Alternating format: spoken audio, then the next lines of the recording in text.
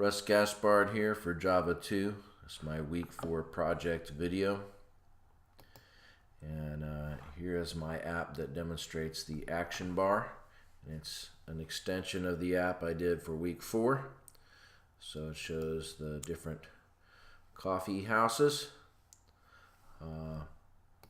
I did implement with the long click. I can delete one.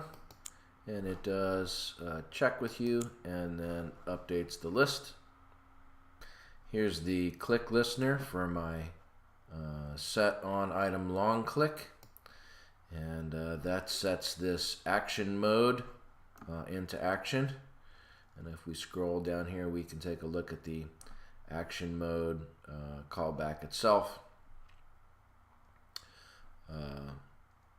That inflates the menu and handles the on action item clicked for the menu item. Here's my spinner navigation, and this was case study 1.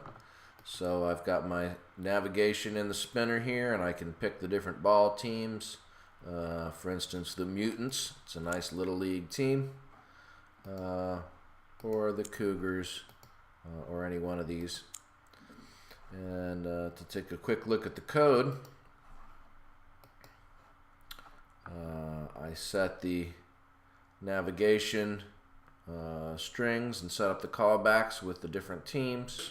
Interesting thing about this was I did only use one fragment and just repopulated it with new data, which was one of the times you're supposed to use the spinner navigation. Is when you have the same type of presentation but with different data. So we can look down here when I'm actually loading the rosters. It's not that I'm loading a new fragment. In fact,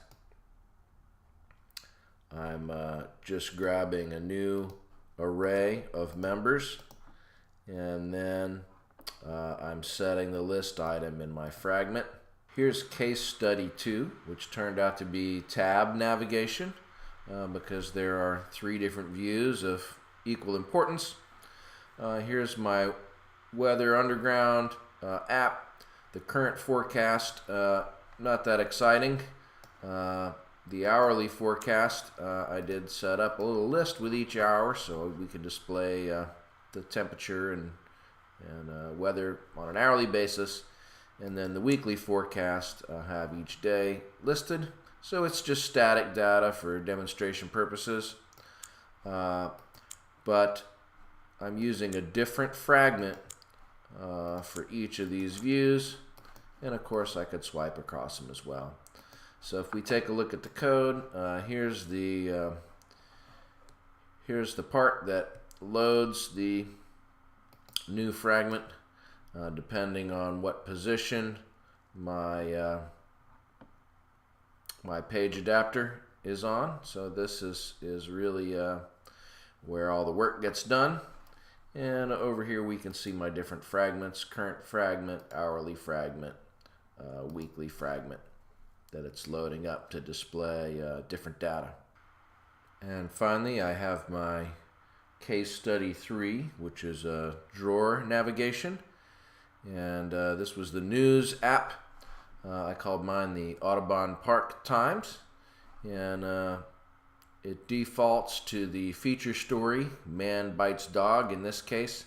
And I can open the drawer and go to a list of top news articles, or open the drawer and go to an image gallery, or the fourth one is going to bring up my settings, and I can enable or disable mobile data with a little selection here, and then go back to the main feature. So this one was a little bit trickier, and if we take a look at the main activity here, at my main code.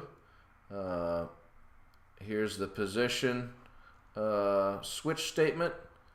My on navigation drawer item selected.